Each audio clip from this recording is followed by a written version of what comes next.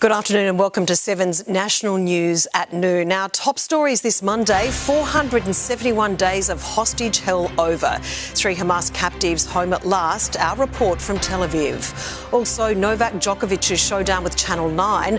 Oz Open interviews boycotted, a broadcaster apologising for insulting the Serbian superstar. We're live to Melbourne Park. Plus, Peter Dutton and Anthony Albanese in a dead heat for preferred PM. New polling out today will have the latest analysis from our political editor, Mark Riley. And more time for TikTok. The app is back in the US after Donald Trump delayed a ban. Our panellists weigh in on the debrief. This is 7's National News at noon with Natarsha Belling. Good afternoon. Out of darkness and into light is how Benjamin Netanyahu today hailed the return of 3 Israeli hostages. The women back at home and back in the embrace of their families. And there was no hiding the emotion. Hamas handing the captives over to the Red Cross this morning in exchange for the release of 90 Palestinian prisoners. It is the first fragile hurdle to be cleared under the new ceasefire. Ben Downey is in Tel Aviv for us. And Ben, what an extraordinary moment we have all witnessed today. They're home, Tash. The first 3 of the group of 33 hostages to be released under this deal, receiving a hero's welcome here at Sheba Hospital in Tel Aviv, cheered on by family members, friends, loved ones and regular Israeli citizens who came out to see the moment the girls touched down on home soil for the first time in 15 months. In the jubilant but chaotic scenes, those family members were able to see the girls' faces for the first time, hear their voices, tell one another they love them and touch them as well for the first time in such a long time. It's scenes that Israel has promised the families of all of the hostages that have been held in captivity, and it will need to repeat this scene dozens of times if Operation Wings of Freedom is to be a success. Mothers and brothers and sisters and friends. I have, those were very moving meetings. They were very moving discussions, obviously, after so many days. To see the release of some hostages, it's incredibly moving. We hope they are able to recover, and our thoughts are with the remaining hostages. In equally chaotic scenes, but those of a different mood, hours earlier in Gaza, when the girls were brought out, they were brought out by a guard of between 100 to 200 Hamas militants, a real show of force from the group inside central Gaza, with thousands of Palestinians around them celebrating the beginning of the ceasefire. This was Hamas showing the world that despite 50,000 Palestinians dying over the last year and 3 months, that the organisation, the militant group, was still in power, the organisation was intact, and they were still able to effect this hostage trade. That won't matter, though, that Benjamin Netanyahu's narrative is now in doubt. To the family members who've been reunited with their loved ones, like Emily Damari, have listened to their family friends we spoke to earlier today. This moment is, I can't even describe it. It's just unbelievable. All the friends are here. It's been a really torturous 24 hours. She's home, she's inside, she's with her mum. Thank God. Thank you, God. It's often said people here fear they might never see their friends' faces again, but not for the family of Emily Damari. They always held out hope this moment would arrive. Now it has. Ben, thank you. There is high drama off the court at the Australian Open this afternoon. After his 4th round win last night, Novak Djokovic refused an interview with the broadcaster Channel 9. Here was his reason. A few days ago, a famous sports journalist here from Australia who works for a main broadcaster of Australian Open at Channel 9 decided to mock Serbian fans, and he made insulting and offensive comments towards me. So I was hoping he's going to apologize in public, which he hasn't done yet. Neither did the Channel 9. So that's the only reason why I didn't do the interview. It was, of course, not a great feeling for me, and it was quite awkward. And this was what he was talking about earlier in the week. 9 journalist Tony Jones appeared to mock both the Serbian superstar and his fans on air. Fans there in full voice.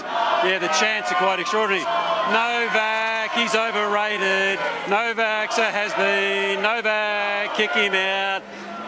boy, I'm glad they can't hear me. Let's bring in our reporter now, Rory Campbell, live in Melbourne. Rory, we've just heard from Tony Jones this morning. How did he react? Well, he says he had actually already apologised to Novak Djokovic through the Tennis Stars camp, and he expects that he will catch up with Novak Djokovic in the coming days to make that apology in person. But didn't they come from everywhere with a hot take on this one, from politicians to talk show hosts to sports stars? Even Elon Musk was talking about this, and Novak Djokovic clearly did want to make an impact with his actions last night. The match was a couple of days after Tony Jones' comments, which were made on Friday, and certainly they've made a real impact since that snub last night. It was a pretty polite snub, really, in the end. Novak grabbed the microphone, thanked the fans for turning out before turning down questions from Jim Courier, and since then the outrage really has grown. We've seen Boris Becker question Tony Jones' role here at the Australian Open, and Serbian fans in particular have really taken offence to this. The Serbian Council of Australia says it's made a complaint to the Human Rights Commission and has called for Jones to be sacked. So overnight that pressure really did ramp up, and this morning Tony Jones addressed those comments and made an apology. And here the comments were made on the news on the Friday night, which I considered to be banter. I considered it to be humour. I immediately contacted the Djokovic camp and issued an apology to them, so this is 48 hours ago, for any disrespect that Novak felt that I'd caused. And as I stand here now, I stand by that apology to Novak if he felt any disrespect, which quite clearly he does. It isn't clear at this stage if that apology will be enough for Novak Djokovic to resume his on-court obligations with the host broadcaster in the next round, but there's every chance he might not win the next round. He's up against Spaniard Carlos Alcaraz, who is a formidable opponent, but Djokovic did take part in a post-match news conference last night, so incredibly likely we haven't heard the last of him here at Melbourne Park. Natasha. I don't think so. Rory Campbell in Melbourne, thank you. Peter Dutton has caught up in the polls with Anthony Albanese ahead of the federal election. Live to our political editor, Mark Riley now. Mark, the opposition leader is now level with the Prime Minister in a key measure. A neck-and-neck race, Tash, just before the election. Peter Dutton now equal to Anthony Albanese's preferred Prime Minister, and the coalition leading Labor 51-49 after preferences in this poll. The one rider, though, is that the pollster Freshwater polls for the Liberal Party, but these results are broadly in line with trends in other polls. It shows we're facing a real contest. Anthony Albanese's first-term Labor government seeking re-election against a resurgent and uncompromising opposition under Peter Dutton. It'll be a big ask for the coalition to win the 19 seats it requires for majority, but that it's a close contest at all shows that Peter Dutton's uncompromising, often negative approach to opposition is having a positive impact on the voters, Tash.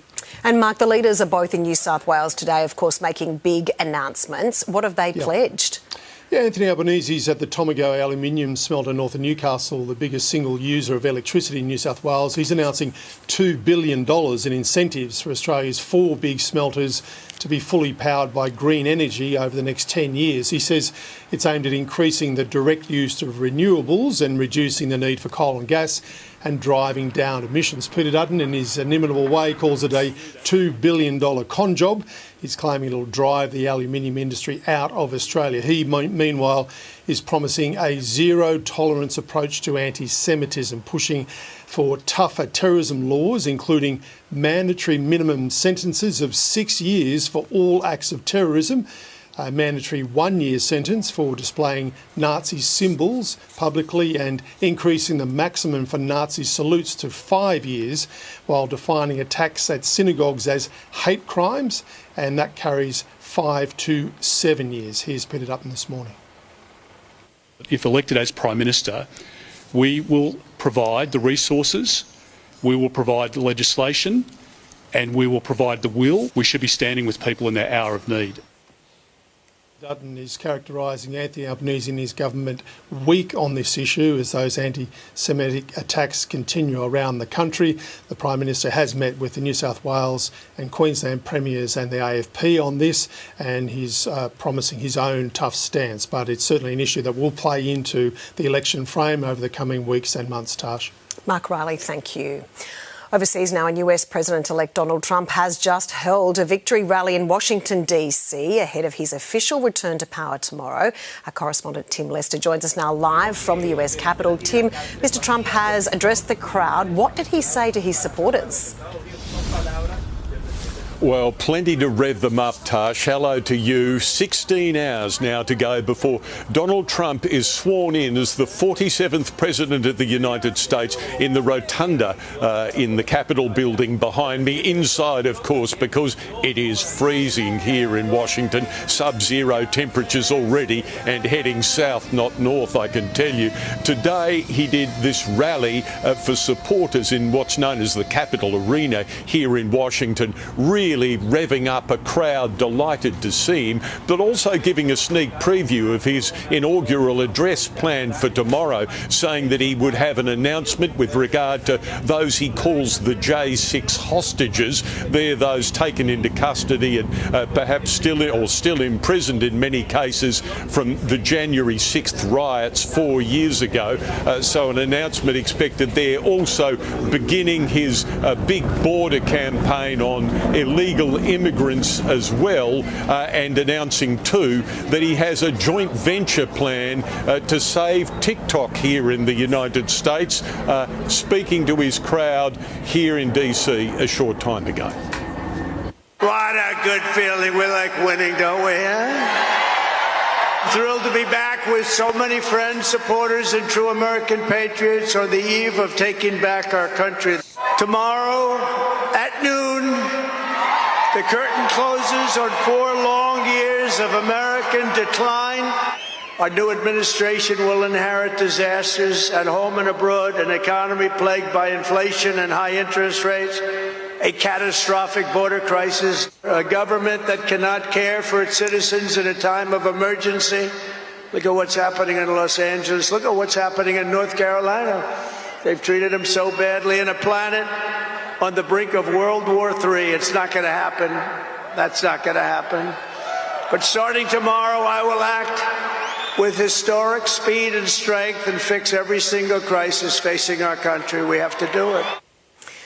And Tim, we know it is freezing over there at the moment, and the crowd braved the cold temperatures for Donald Trump's victory lap in the Capitol. They absolutely did. In fact, some we'd spoken to earlier today had been lining up for 10 hours or so from virtually right overnight through freezing conditions, rain, that became snow and sleet as Donald Trump took the stage. So they really did prove to be a pretty hardy lot, but very happy to be there to cheer on Donald Trump.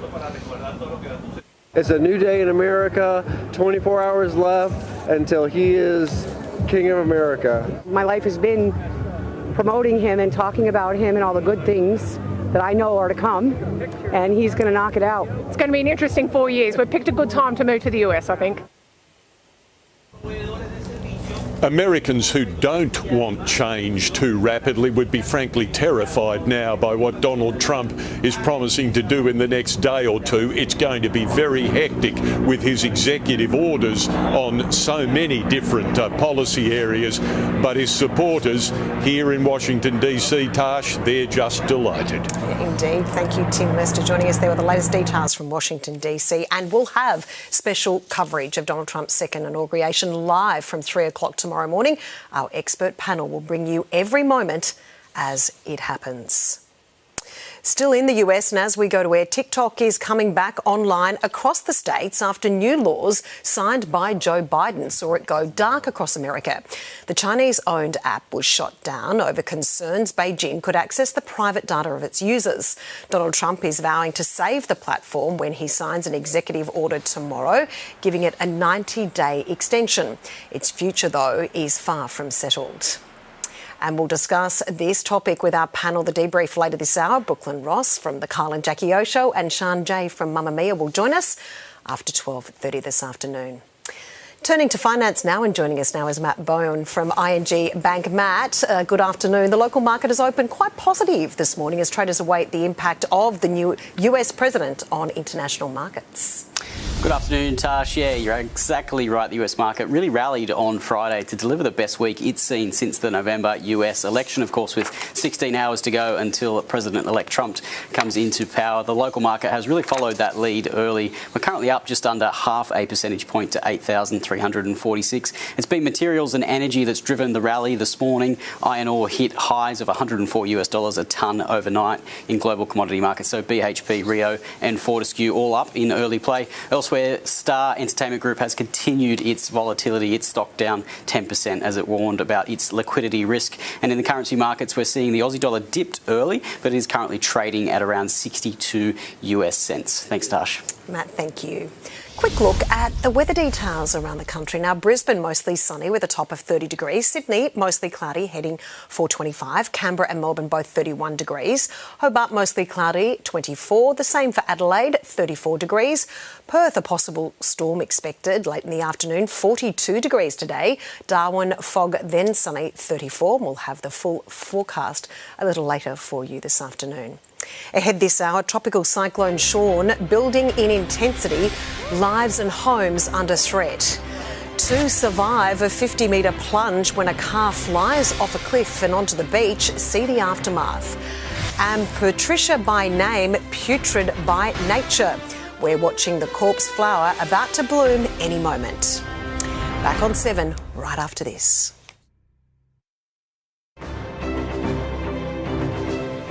Welcome back. As we go to air this afternoon, tropical cyclone Sean is causing havoc in the north of WA. Right now, the system is strengthening as it tracks west, bumped up to a Category 3. Communities are on alert for winds of more than 140 kilometres per hour. While it's expected to stay offshore, it is causing flooding in some towns. 2 teenagers have died at a popular swimming spot on the Sunshine Coast. It's understood a 17-year-old girl drowned after plunging from a waterfall at Wappa Falls. When she did not resurface, a 17-year-old then jumped in to try and save her, but he then went missing. Rescue teams and divers located the bodies yesterday. An urgent search is back on this afternoon for a Brisbane pastor whose ute was washed away by floodwaters in the New South Wales Northern Rivers. The damaged Toyota Hilux was found around 400 metres downstream from a causeway which he'd attempted to cross in extreme weather conditions on Saturday. The 53-year-old had been attending a local wedding earlier that day. 2/3 of public health psychiatrists are preparing to walk off the job in New South Wales, locked in a bitter pay dispute with the New South Wales government. The Premier has offered a 10.5% increase and is standing firm on that figure, rejecting an immediate 25% pay increase. Chris Minns comparing the increase to the equivalent of a first-year nurse's salary. 2 people are lucky to be alive this afternoon after a car plunged over a cliff in Adelaide South. The Holden fell around 50 metres, landing on a beach below. The driver and passenger, a woman and man, both aged 30, were taken to hospital with non-life-threatening injuries. Police are investigating whether speed may have been a factor in the crash. We're waiting with bated breath this afternoon for a rare corpse flower to finally bloom at any moment at the Royal Botanic Gardens of Sydney. Here is a live stream of it right now. The endangered flower, named Patricia after her rotting flesh stench, is drawing massive crowds both in person and online. And Chief Scientist Professor Brett Summerell joins us now. Brett, why is this plant, this flower, so special? Well, it's quite rare in the wild in West Sumatra. It's a spectacular plant, as you can see behind me. You know, huge flower, huge floral infrastructure. It's one of those plant species that when it opens, it produces the smell of rotting flesh to attract insects and other beetles to pollinate it. What's not to love about it? It's just a spectacular plant. We know about the rotten smell, but how bad is that smell once it actually blooms? I liken it to the smell of having a dead possum in your roof, but other people have said it's a bit like, you know, vomity type smells, you know, all sorts of, everything that you can possibly think of that's bad. Now, we were hearing reports it was set to bloom over the weekend. How's it travelling right now? Well, it's a little bit slow. I think didn't like the last few days, which were a bit cool and a bit cold, but there's still lots of people coming in to look at it, and we expect probably sometime in the next 48 hours that it will start to open up, emit that smell, and really start to attract huge crowds of people who are really fascinated by this plant. Now, this isn't the first time we've seen a corpse flower bloom at the Royal Botanic Gardens. It happens about every decade, is that right? Yeah, it takes a long time for the plant to store enough energy in a corm, a big tuber-like structure that sits underground, and so it's absorbing nutrients, puts up a leaf every now and then to absorb nutrients. Takes a lot of energy to produce a structure this big, so it does take that sort of 10-year period for a flower to be produced. Now, I'm hearing it was, as we mentioned earlier, expected to bloom over the weekend. What's your prediction, if you can possibly give us any insight into when it may bloom? It's running on its own timetable a little bit, but I think the way it's starting to swell and look, I think probably either tonight or tomorrow night. So I'd say Tuesday, Wednesday are probably the most likely days. But if it decides to hang around a bit longer, then it will be what it will be. Absolutely, runs to its own timetable. Professor Brett Summerell, thanks so much for joining us. My pleasure, thank you. Well, coming up on 7, our entertainment report, including Tyra Banks on her secret double life down under and the loss of her LA home to those ferocious wildfires. Then in sport, the stars aligned to complete their miraculous finals run. And Alex de Minaur seeking a tournament first, but a dangerous American stands in his way. Stay with us.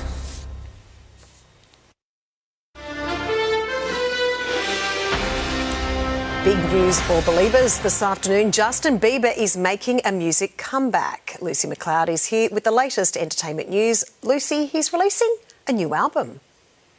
Sure is, Tash. After years out of the spotlight, it seems Justin Bieber is ready to return to music. But not only a new album can we expect, maybe even a tour this year too.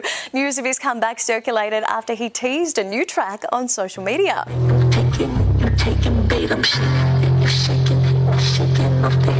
It comes after he and his wife Hayley welcomed their very first child, Jack Blues, in August last year. And while there's been no official confirmation from Bieber or his team, it certainly has his fans in a frenzy. And someone who does as well is Rihanna, who's also sparking new music speculations. The 36-year-old was snapped walking into a recording studio at 2:30 in the morning in New York at the weekend. And if it means what we think it does, well, we could see her very first album in almost a decade. Tyra Banks has revealed she was in Australia when she found out her home had been destroyed in the LA fires. We were at a friend's house here and we were celebrating and just having fun, and I just kept checking my phone. I asked my partner, I was like, I'm seeing something here. What do you think? And he said, and I just pulled it together and just didn't say anything to my friends and just stayed in that moment, and then we went home and we cried. The next top model host has been living a double life down under, secretly slinking around Sydney for over a year. She's been building her latest business empire, an ice cream shop, Smize and Dream, which is set to open in Darling Harbour in March. The people, you guys are some nice people. Just very, very sweet. Coffee, oh my God, y'all. Oh, really? Oh, yes. The coffee. I've had some of the smoothest coffee ever in my life. Oh. Hollywood star Paul Rudd has been spotted on the Gold Coast, where he's filming a brand new movie. In between takes, he's been playing frisbee and soaking up some sun with his co-stars. The 55-year-old is currently shooting a comedic reboot of the horror film Anaconda alongside Jack Black, and that all comes out in December. And after 40 years in showbiz, Guy Pearce is reaching a new career peak. The Aussie actor scored a Golden Globe nomination for his role in The Brutalist and is set for his very first Oscar nomination. The biggest news, though, I think, is that he has revealed we might see him star again in a Priscilla Queen of the Desert sequel. We're in talks. I think if we come up with something that feels valid and feels reasonable and is a justifiable step from the original, then sure, you know, people want to see where these characters are now. And Dwayne "The Rock" Johnson has had quite the makeover. The star posted this video of his daughters giving their dad a little touch-up before his gym session. Hello, darkness, my old friend. And Tash, I cannot wait for that makeup tutorial to drop. Absolutely, Lucy. Thank you. Time for sport now with Liam Tapper. Liam, the Big Bash finals cannot wait. They're set. Oh, they certainly are, Tash. It has been a long time in the making, but the Melbourne Stars completed their miraculous turnaround with a 40-run victory over the Hobart Hurricanes. Needing to beat the ladder-leading Hurricanes to qualify for the finals, the hosts posted 5 for 219 after Glenn Maxwell's 76 not out and Bo Webster's 51.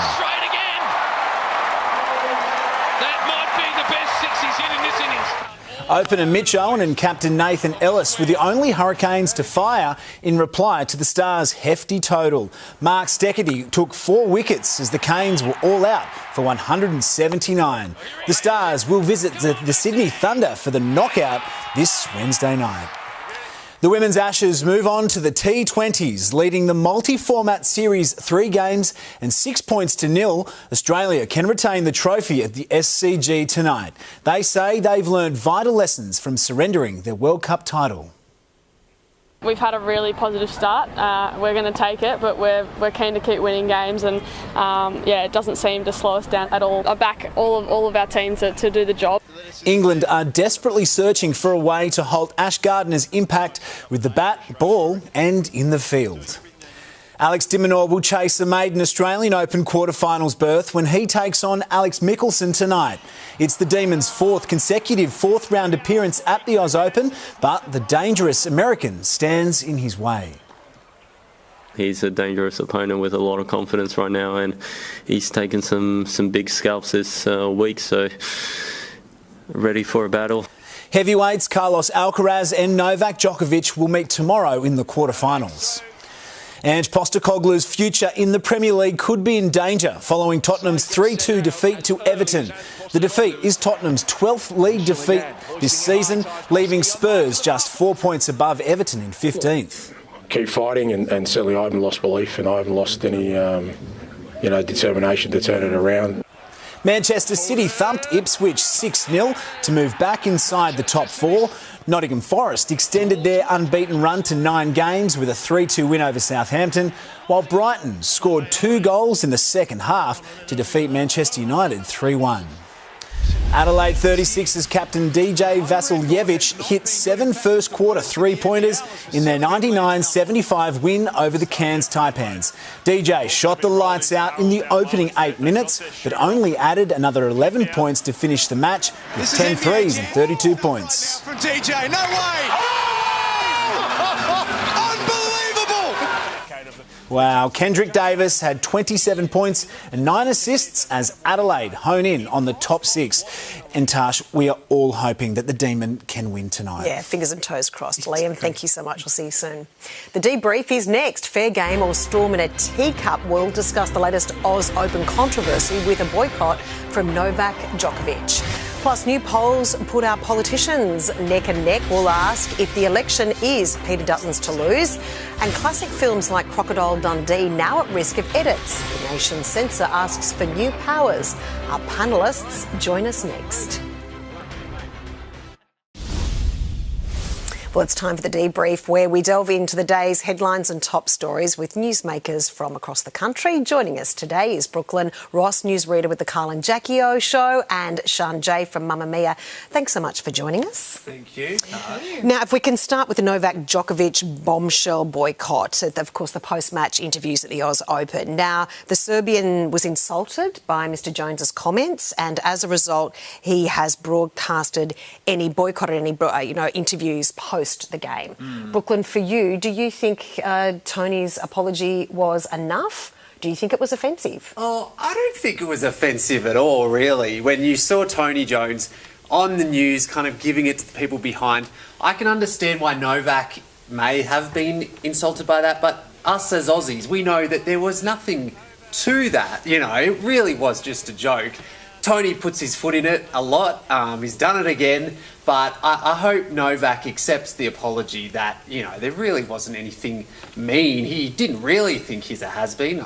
I don't think. It didn't look like it. Sian, for you, Novak alleges also it was very offensive to the Serbian fans. Do you think there's a valid point, or do you think it's a storm in a teacup with this? I think what Brooklyn said about, Aussies say, oh, it's a joke and all that, but I think the audience reception this time was maybe he'd pushed it a bit too far. I think people weren't impressed with it and weren't impressed with his apology either, so he might have to work a little bit harder for that. Do you think people may be siding a bit with Novak, though? He was very controversial during the COVID crisis, that maybe he does now have a legion of fans. Sian, for you, do you think that? Absolutely. I think there's definitely much more support for him around this time than there was last time, and people seem to be really rallying behind him with this one. And Tony Jones being, quite unpopular at times himself is probably helping Novak in this fight, I would say. Absolutely. Now, there was international meltdown yesterday when TikTok went to dark in the US and implications. What does this mean for the US? What does this mean for us? Overnight, then, Trump, over the last couple of hours, Mr Trump comes and apparently saves TikTok. Smart move, right, Brooklyn? Well, yeah, this 90-day, little period to extend it was always there in the legislation. So Trump's using that. He's not really doing anything too crazy at this point. And he's still saying, hey, if you want to sell, then we'll look at selling. But the Chinese owners of TikTok are very adamant that they're not going to sell. So I don't really know where it goes from here.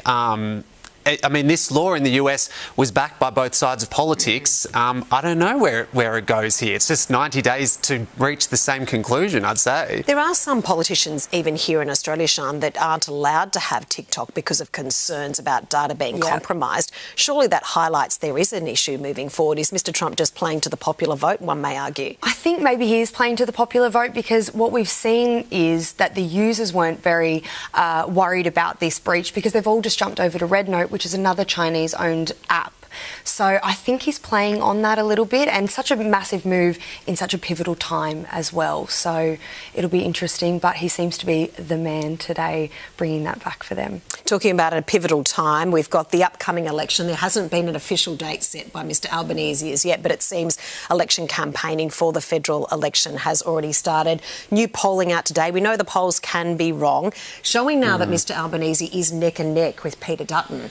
Do you think this election is Peter Dutton's to lose because of the cost of living crisis, Brooklyn? I'm amazed at how well Peter Dutton has done up to this point. I don't think anyone was really giving him much of a chance when he took over the Liberal leadership.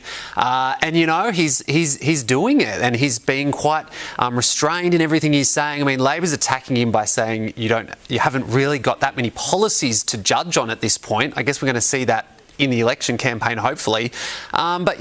He's just staying out of trouble, really, and it seems to be working for him. Sian, you look internationally, it's almost not voting for, more of a conservative leader. It's almost a protest vote. So one may argue that with cost of living crisis, especially in Australia at the moment, it would be a protest vote to vote Mr Albanese out. Would you agree with that? Absolutely. I think what we see, our audience, there's a lot of confusion.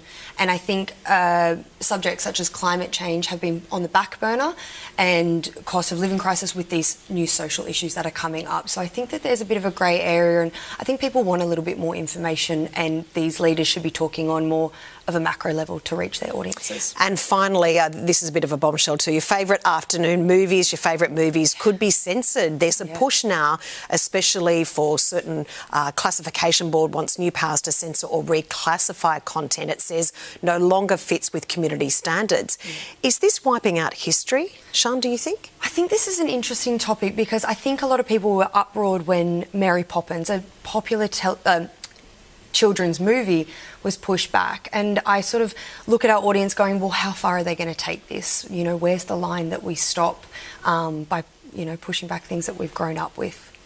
Brooklyn, for you, is it a matter of putting a warning on the start of a movie rather than editing pieces out? Because surely that's rewriting history. Yeah, put a warning on there. I'm fine with that. I'm amazed the classification board even exists. Like in the world of the internet, who knew they even still were relevant? If anything, there's probably more old movies that can be reclassified down as not so offensive now. We've gotten used to a lot more when it comes to horror films and stuff like that. So I think this this woke uproar is a bit of a storm in a teacup here. Some of the examples I'll share with you, cracking down on Crocodile Dundee and Gone with the Wind. I mean, when you do watch some of these movies, they don't age well. But as I mentioned before, is it about just putting a warning on it because you don't want to rewrite history? Yeah, I mean, cutting things out like that it's there. We should be able to see it for if it was bad and we have changed. Like, let's see what it used to be and what we've learned and go from there. You shouldn't be editing stuff out, I don't think. For you, Sean? I think that, things like Mary Poppins and Crocodile Dundee are the least of their worries when we have a look at sort of some of the movies and television shows that children can get their hands on. So much to chat about this afternoon. Thanks so much for joining us. Thanks, Much appreciated. Well, we asked for your say on the Djokovic drama on our social media pages. Let's bring in Lucy McLeod now. Lucy, what's everyone saying about this? Well, Tash, he's copped a lot of heat, this Tony Jones guy. If you really stepped over the line when you've got most of Australia backing the Joker and against you. I'm live on TikTok right now, and you can see the comments are really rolling in if you're on the socials. There's not a lot of sympathy for this journo. In a social media poll, the question was, do you think that Djokovic deserved an apology? And we had no shortage of responses. I've pulled some comments from online. Dwayne Harmer says, Tony Jones crossed the line. What type of journo does that? Some calling it embarrassing and that it only adds to the belief that booing is acceptable.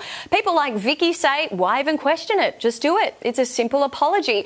And then on the other hand, some users just reckon that the Joker should take a joke. Kim Brand says that it's all banter and it's what Australia does best, and some are just outright sick of news on Djokovic that has nothing to do with tennis. Like Jeff Hawkins here, his comment says he's always in the news, nothing to do with his tennis. And of course, Tony Jones has since apologised, but my favourite comment so far is this one here that says Channel 9 should just lose broadcasting rights to 7. So what do you reckon, Tash? Is it time we take over the tennis? No bias there. Lucy, thank you.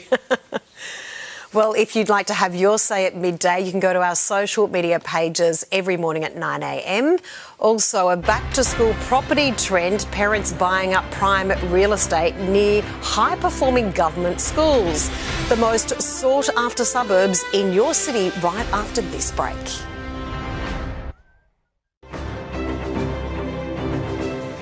Mums and dads are finding a new way to secure a top-tier education for their children without the private school price tag. Parents are setting their sights on prime real estate, buying in sought-after government school zones. National property editor with view.com.au, Emily Rayner, joins us now live to talk us through this. Emily, explain us these catchments. Exactly what are they and what are they doing to property prices in those suburbs and around those areas? Thanks, Tash. School zones and catchments are the boundaries that determine which students a school can accept based on where they live. If you live within the zone, your child's normally guaranteed a spot, but there can be exceptions. It's important to remember that these zones can be really competitive and lots of out-of-zone applications get rejected, so living in the zone can be a massive advantage. School zones can significantly impact property prices and rentals, and we're really seeing that as homes within sought-after school catchment areas often attracting loads of demand. So what examples do you have for us? Well, probably some of the best examples are Willoughby Girls High School, which consistently ranks as one of the best schools in the country. Chatswood High also shares similar catchments and it's co-educational. This home that we're showing here has an asking price of $1.75 million and median rents are $1,243 per week. Over in Victoria, Baldwin High is a perennial favourite for families searching for that real academic excellence. Homes in the Baldwin catchment come at a big premium. This one is currently listed for sale between $1,400,000 and $1,500,000 and the median rental is $850 per week.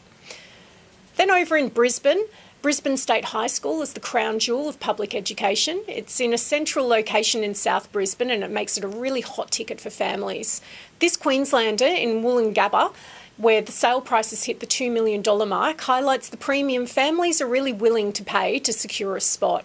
Median rents in this catchment area start at $750. Then over in Perth, we've got Applecross Senior High School in Ardross, which really stands out. This is a family home that's currently listed with a price guide above $1 million. It's within the Applecross catchment zone, where median weekly rents are $921. And then finally in Adelaide, Glenunga International School is renowned for its academic excellence and its IB program. This home is currently listed at between $730,000 and $780,000, and it's a prime example of the opportunities available for families looking to secure a spot in the Glenunga catchment at an affordable price. And what are your tips for parents? Well, with families scrambling to buy or rent in homes in coveted catchment areas, there's a couple of top tips that we can give you to get in the school zone. Really, it's about getting in early. You need to start your search now, well before enrolment season. The option of renting versus buying is also a really great opportunity within the school zone, but you need to be aware that some zones require proof of long-term residence. You need to check the boundaries of school zones, and they can change. So you need to confirm the current boundaries within the school and check out view.com school catchment to do that.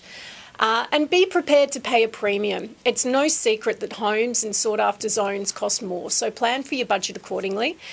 Consider long-term value homes in good school zones because they tend to hold their value better and they sell faster, making them a really smart investment. Emily Rayner from view.com.au, thanks so much. We'll recap our headlines in just a moment, plus your full weather detail forecast with Gertie Sperling. It's looking warm and sunny across much of the country, but a tropical cyclone is impacting parts of WA. The details soon. Recapping this afternoon's top stories, Hamas has released 3 female hostages to Israel. The women were held captive for 471 days. This morning they were handed over to the Red Cross in exchange for the release of 90 Palestinian prisoners. Novak Djokovic is boycotting interviews with the Australian Open broadcaster. Last week, a 9 journalist appeared to mock both the Serbian superstar and his fans on air. The Channel 9 presenter has apologised this morning. The federal election race is heating up. Peter Dutton is equal to Anthony Albanese as our preferred Prime Minister, with the coalition leading Labor 51-49 after preferences. US President-elect Donald Trump has thanked his supporters at a major victory rally in Washington, D.C. Crowds turning out to celebrate ahead of tomorrow's official transition of power, with performances from Kid Rock and the Village People. And TikTok has come back online across the US after new laws signed by Joe Biden saw it go dark across America. Donald Trump is vowing to save the platform when he signs an executive order tomorrow, giving it a 90-day extension. Now let's take a look at the latest weather details with Gertie Sperling. Hi, Gertie. Good afternoon, Tash. It's a bit of a mixed bag across the country today. A high is driving fine and sunny conditions across southern and eastern parts of the country, while Tropical Cyclone Sean is impacting northwest WA. That Category 3 system is bringing destructive wind gusts and widespread heavy rain to coastal communities. Falls of up to 100 millimetres are possible in Onslow and Exmouth, with a number of warnings current. In Perth today, a thunderstorm's possible this afternoon, heading for a scorching top of 44 degrees there.